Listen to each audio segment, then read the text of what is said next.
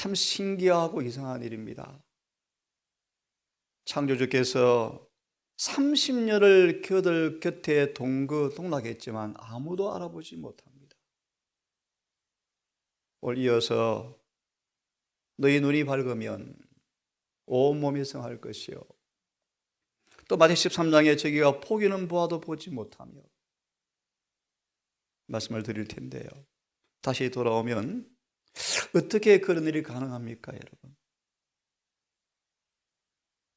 계시록 2장 에베소 교회 사장의 편지하기를 말씀을 보시면 지금도 예수께서는 우리 예배 중에 함께 하신대요. 이 마음 저 마음 속을 부지런히 종행하시면서 촛불이 꺼질까 염려하시면서 누구에게 빛을 줄까 고민하시면서 지금도 우리 가운데 거하신답니다. 여러분, 돌아봐주세요. 30년간을 동거동락했지만 알아보지 못하는 그 모습, 그분이 드디어 이사야 61장의 말씀이 이루어진 가운데 광야 시험을 거치고 돌아오셔서 고향교회 단상에 서셨죠? 한 부분만 인용해드리고 말씀을 드리겠습니다. 이런 말씀이 있습니다. 지뢰의 소망 241페이지 말씀에, 오 주님께서는 그들에게 얼마나 진리를 공개하기를 갈망하시는가. 그런데 그들의 영적 맹목이 너무 심하여, 맹목이 뭐죠? 앞을 보지 못하는 소경이라 뜻입니다. 하늘의 진리를 공개하는 것은 불가능하였다.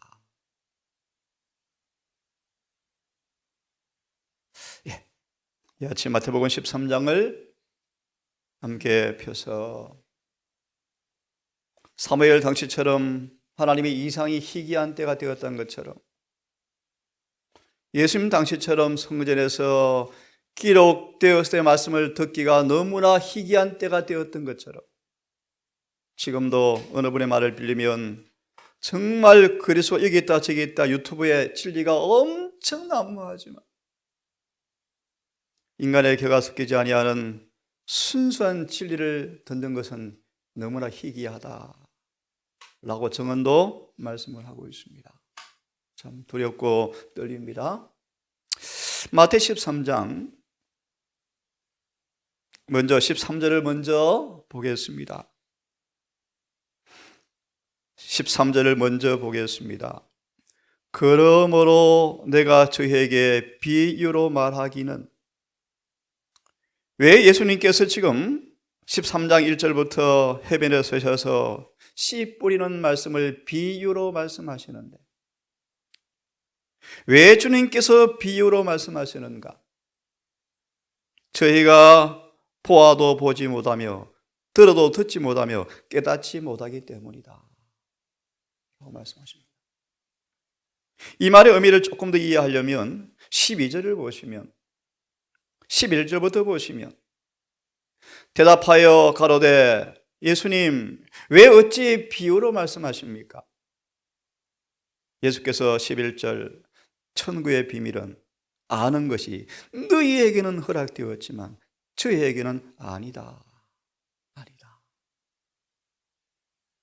그러면서 말씀하시기를 무릇 있는 자는 받아 넉넉하게 되고, 미리 질문을 드립니다. 이 본문에서 있는 자라는 말의 의미는 뭘까요? 누구를 지칭하면서 드린 말씀인가를 알면 이해될 수 있습니다. 누굴까요? 예, 저희 누구요? 예수님의 제자들입니다. 너희에게는 뭐요? 천국 비밀을 아는 것이 허락되었지만 저희는 누구십니까? 누굽니까? 특별히 바리새인들요, 정탐꾼들요, 하나님의 대표자로 부름받은 그들이 사단과 동맹하여 구주를 죽이는 협력자가 되어서 정탐꾼으로 파견되어서 예수의 모든 말씀을 꼬투리에 잡아서 그걸 함정에 밀어넣기 위해서 호시탐탐한 기회를 노리는 그들을 바라보면서 저에게는 뭐다? 진리가 허락되지 않았다. 그 이유를 앞에 구절은 말하기를 있는 자는 뭐요? 받아서 더 넉넉. 이게 무슨 말인가? 답을 그냥 드리면요, 진리를 받아들이는 태도를 가리킨다. 교정 8권은 그렇게 말합니다. 또 하나 더 말씀을 드리면 아는 이미 주어진 진리 가운데서 빗대로 사는 사람들을 의미한다. 진리가 확실히 공개되었을 때 그 진리와 배치되는 죄를 버리는 사람들을 의미한다. 이들을 가리켜서 있는 자는 더 받아서 넉넉하게 될 것이요. 이 마태 25장에 27절 30절을 보시면 나중에 보세요.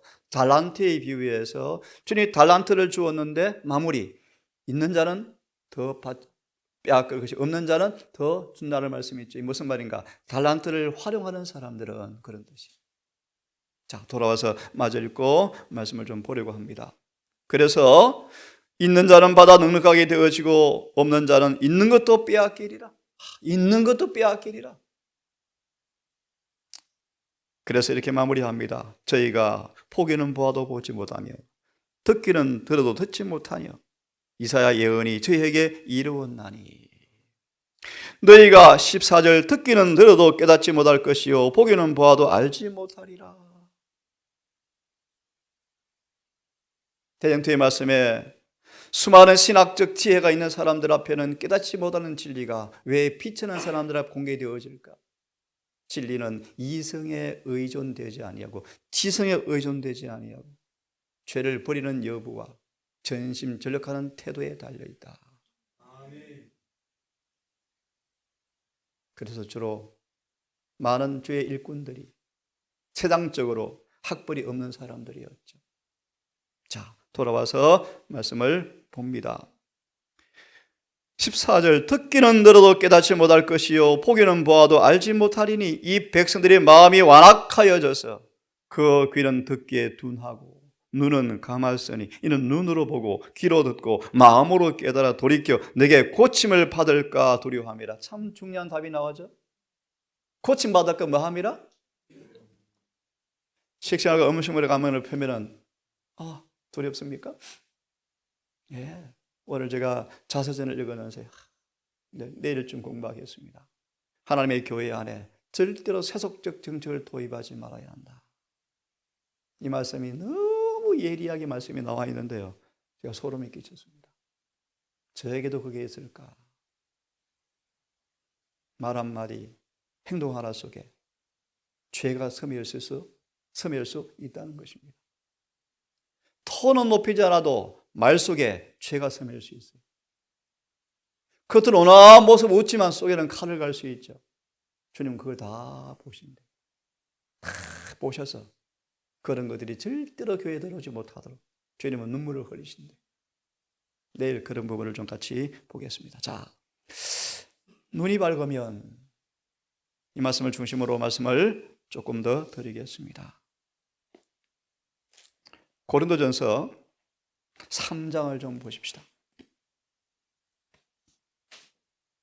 목적의 순결함, 목표의 단일성, 세속적 정책에 절대로 굽힐 줄 모르는 신앙, 그리스도의 품성 외에는 모든 것을 무가치로 여기는 단일한 목적으로 일심을 하는 사람들에게 더 빛을 공개하실 때 온몸은 빛으로 환할 것이요 라고 말씀하셨어요. 자, 고전 3장을 좀 한번 보면서 하나님 주시는 말씀을 한번 들어보려고 합니다. 사도 바울의 탄식입니다. 내가 너희를 신령한 자들처럼 대할 수가 없구나. 왜요? 육신에 여전히 속해 있어서. 신앙을 하지만 여전히 이제 초보처럼 대할 수밖에 지금도 없다. 1절에 그렇게 말합니다.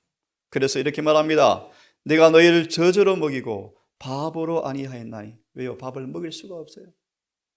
이는 너희가 감당치 못하거니와 지금도 못하리라. 9절에 3절의 말씀, 너희가 아직도 육신에 속한 자로다. 너희 가운데서 시기와 분쟁이 있으니 어찌 육신에 속하여 사람을 따라 행함이 아니리요? 그만큼 읽어요. 3장 1절을 보면 왜 많은 사람들이 영적 일에 있어서 품성의 변화, 건설이 실패하고 있는가? 한번 보려고 합니다. 3장 1절 2절의 말씀에 바울은 히브리 5장 9절과 12절을 인용하죠. 잘 아시는 말씀이죠. 그죠? 눈물과 기도와 간구와 통곡으로 아버지께 경외하심으로 주님은 죄 없는 품을 이뤄놓아서 구원의 근원이 되시고 영원한 대제사장이 되셨다고 말씀하시면서 이제 쭉 하시는 말씀인데, 바울은 회심자들에게 경건의 오묘에 대하여 원하는 만큼 진리를 전할 수가 없었다. 경건의 오묘, 이사야 5장 8장 여러 번 보았죠. 고린도서 1장 28절, 우리로 말하면 완전, 죄에 짓지 않는 신앙의 모습을 설명할 수가 없었다 해요. 감당을 할 수가 없는 거예요. 감당. 왜 그렇습니까? 영적으로 연약해지고 식별력이 부족하기 때문에 눈이 어두운 거예요. 눈은 몸의 등불이에요. 식별력이 없어서요. 그는 진리를 말할 수가 없었다. 사도행적의 높은 표준에 이르신 바로 앞에 문단에 보시면 고린도 교회는 아침빛을 보고 멈춰버렸다. 그죠? 그 3장 18절에 품성의 품성을, 은혜의 은혜를, 빛의 빛을 점점 더하여 진보하지 않고 아침빛을 보면서 멈춰버린 그들에게 바울의 소원은 복음의 정오에까지 자라는 것이 그의 소망이었다. 돌아와서 읽기를 원합니다.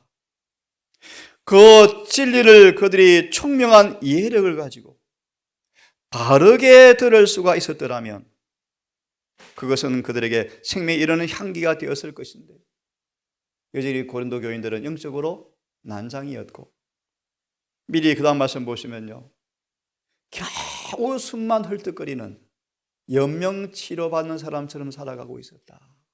그죠? 질 낮은 음식을 겨우 먹음으로 연명 치료하고 있다. 돌아와서 마저 읽습니다. 잘못은 그들을 가리키는 바울에게, 사람들에게 있지 않고 기배를 듣는 그들에게 있었다. 이해력이 우둔하였다. 어제 말씀에 좀 더 붙이면 영성과 음식은 밀접한 관계가 있죠. 밀접한 관계가 있죠. 그들에게는 유리한 점이 많았다. 정말 우리가 안 그렇으면 여러분 얼마나 기회와 특권이 많이 주어졌습니까? 예? 온 땅의 세상을 다 뒤지도 찾을 수 없는 진리가 지금 우리 손에 있지 않습니까? 우리 손에 있지 않습니까? 특별히 정례계단 말씀처럼 대충 근성으로 보지 마시고 의무적으로 오늘 한 챕터 보겠다 그렇게 하지 마시고 그 절과 구절들의 의미가 분명해질 때까지 연구하라. 예수께서 하시는 일, 그분께 오시는 자를 끝까지 구원하시는 히브리 7장 25절 상영행제 설교 때 인용하신 말씀, 중보의 능력, 그의 능력에 관하여 이해를 정진시킬 수도 있었다. 하지만 그들이 앞으로 나아가지 않고 위로도 나아가지 않고 구제에 관하여 점점 많이 배울 수 있는 기회를 이용하지 않았다. 그들에게는 재래인 진리를 믿음으로 받아들이지 않았기 때문에 기억력도 약해져 버렸다. 그래서 품성의 건설에 성공적인 필수적인 진리를, 자제물을 마음에 간직할 수가 없었다.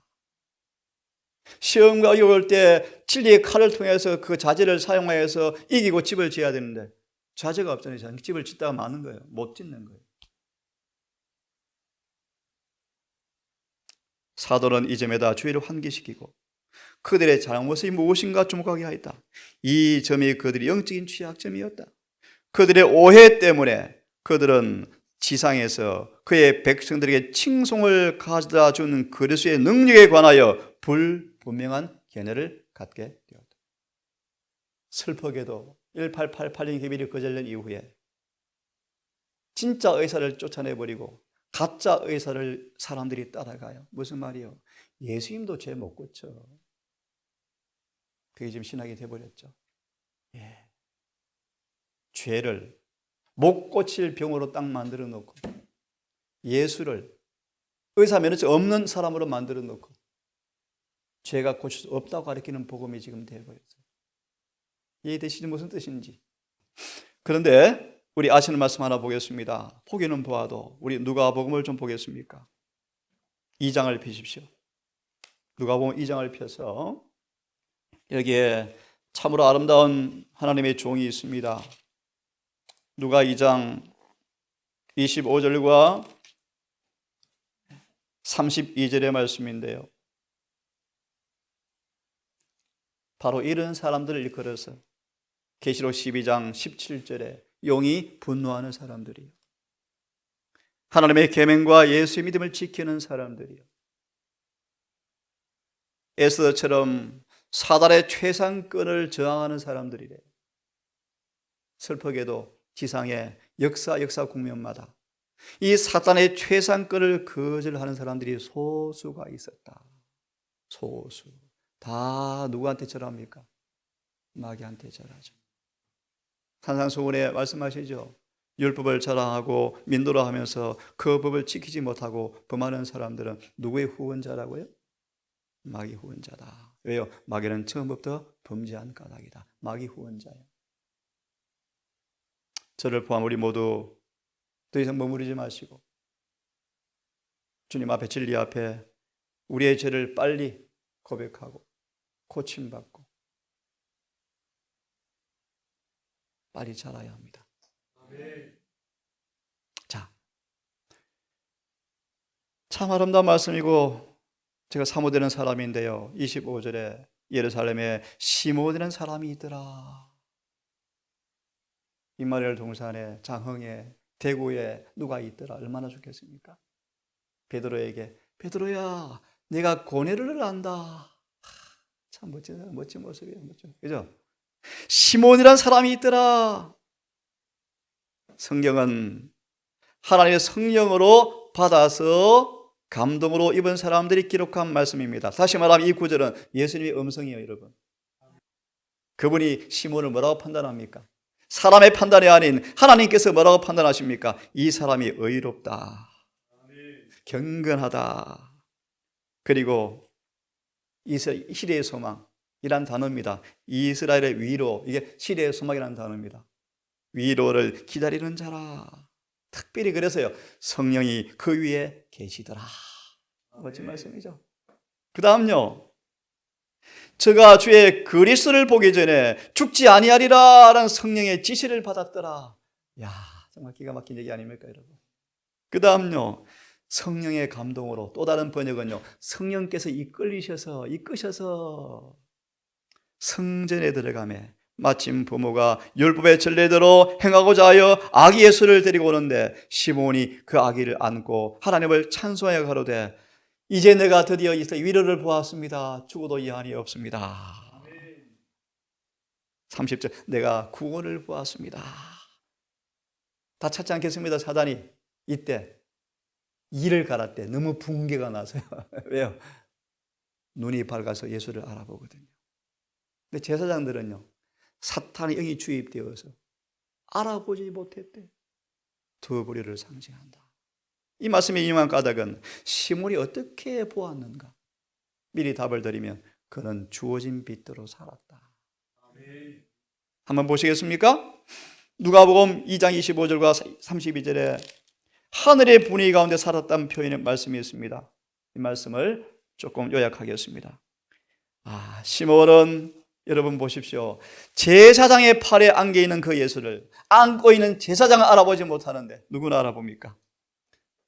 시몬은 영감을 받았다. 무슨 말이죠? 빛을 받았다.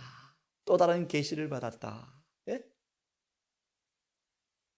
시몬은 그의 팔에 생략하고요, 그 아기의 모습이 외적인 아무런 표식이 없지만 어떻게 알아보았는가? 시몬은 늘 하늘의 분위 가운데 살아왔었다. 이 동산이 이런 분위기가 나는 곳 되면 좋겠어요. 의의 태양의 밝은 빗줄기가 그에게 영적 식별력을 주었다. 그죠? 그가 가진 또 하나의 소망은 그리스도를 뵙는 것이었다. 한번 따라 읽겠습니까? 같이. 그의 생애의 시작, 그의 생애의 순결성은 그가 받은 빛과 일치하였고, 그는 아무런 힘이 없는 갓난아기가 주의 기름 부음 받은 자 메시아라는 사실을 계시로 받을 준비가 되어 있었다. 아멘. 눈이 뭐하면?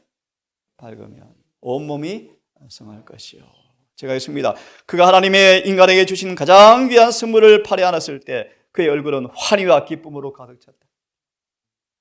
비추임을 받은 그의 마음은 모든 빛의 근원이신 분에게서 흘러 넘치는 빛을 받아들였다. 그리스도는 유대인들의 소망임은 물론이었고 이방인들의 소망이 되실 것을 보았다. 유대인의 편견으로 생긴 유전의 벽이 그의 마음에는 없었다. 눈이 밝죠. 우리의 시계를, 영적인 시야를 흐리게 하는 것은 편견, 시기, 질투, 자문의 말씀에 우리의 눈을 어둡게 해서 보지 못하게 합니다. 그는 메시아가 모든 사람을 구속하시도록 되어 있다는 것을 깨달았다. 그 다음 말씀 읽고 오늘을 끝내겠습니다. 있는 자는 더 받을 것이요 없는 자는 더 빼앗긴다는 말의 의미를, 없는 자는 뭐라고 표현했죠?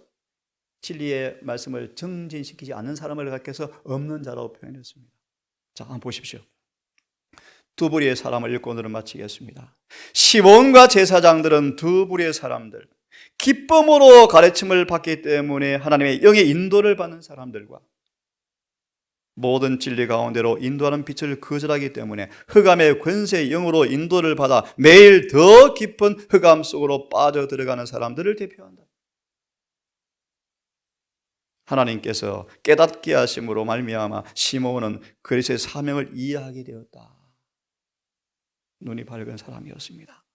성령께서 그의 마음을 감명시켰지만 제사장들과 율법사들은 하나님의 원수의 영이 주입되어 있었다. 오늘날도 그와 꼭 같은 영이 사람들의 마음에 가마를 끼침으로써 사람들의 마음을 힘있게 다스려서 성령의 호소를 무효화시키고 있다. 오늘도 여러분, 우리 안약을 사서 발라보아서 눈이 밝아서 시몬처럼 모세처럼 믿음으로 예수를 보고 실제 우리 주위의 천사들의 임재를 보고 느끼고 그런 믿음의 사람으로 오늘도 서게 되기를 바랍니다. 아버지, 어김없이 주님의 의의 태양처럼 동력하늘 태양이 떠오르고 우리 얼굴에 따사로운 햇빛이 감촉이 느껴지는 것처럼 오늘 우리의 마음의 성소 안에 하늘의 시온으로부터 오는, 지성소로부터 오는 거룩한 빛이 우리의 마음의 성령으로 조명되어져서 구석구석 비춰서 하나의 저라도 남김없이 다 태워버리는 은혜가 경험되어지고 성소 정결의 경험이 실제가 되어갈 수 있도록 주여 우리에게 긍휼을 베풀어 주시옵소서. 성경을 믿노라 하지만 성경대로 사는 자가 없고 입으로 믿노라 하지만 삶 속에 실천되기가 너무나 멀고 높은 표준의 말씀이 완전주의로 공격당하는 이 어려운 세태, 주여 시몬 같은 자가 있게 되기를 원하옵고 우리 모두 그런 삶 살기를 소망하오니 성령으로 우리에게 함께해 주시옵소서. 오늘 한 날 인간의 의무지에서 마당에서 하루를 망치로 끌로 또 괭이로 또 주방에서 또 육아에서 우리 오늘 살아갈 때 하나님 잊지 말 것은 하나님의 진리의 말씀을 마음에 품고 성령으로 호흡하며 기도로 껴있고 오늘도 승리 편에 서서 주님 편에 굳게 서서 주님 주시는 그 능력을 통하여 이기는 자가 되어지는 행복한 하루가 될 수 있도록 우리 모든 생애를 인도해 주시옵소서. 연약하신 어르신들, 함께하지 못하는 흩어져 있는 우리 가족들, 이곳저곳에 진리를 사모하는 주의 백성들, 특별히 이 마지막 교회를 기억하시고 이 교회를 맡아 봉사하는 주의 종들을 특별히 기억하셔서 시몬 같은 자들이 빨리 많이 만들어지게 하셔서 속히 교회가 부흥하고 율법이 복음이 올바른 위치에 올려지게 하셔서 부흥과 계획이 속히 곳곳에 일어나게 하셔서 주여 죽음이 끝이 나고 고통이 끝이 나버리고 주님 속히 이 세대에 오시게 되기를 간절히 소망합니다. 오늘 하늘을 맡기며 해가 지도록 우리 걸음을 지키시고 또 먼 곳을 떠나게 될 우리 형제님 또 주의 딸 어린 아들을 기억하셔서 이들의 남은 생에 오직 진리 안에 예수님 안에 꼭 살아있게 하셔서 영원한 재림의 그날 영원히 구원받는 그날 다 만날 수 있도록 인도해 주시옵소서. 예수님 이름으로 기도드리옵나이다.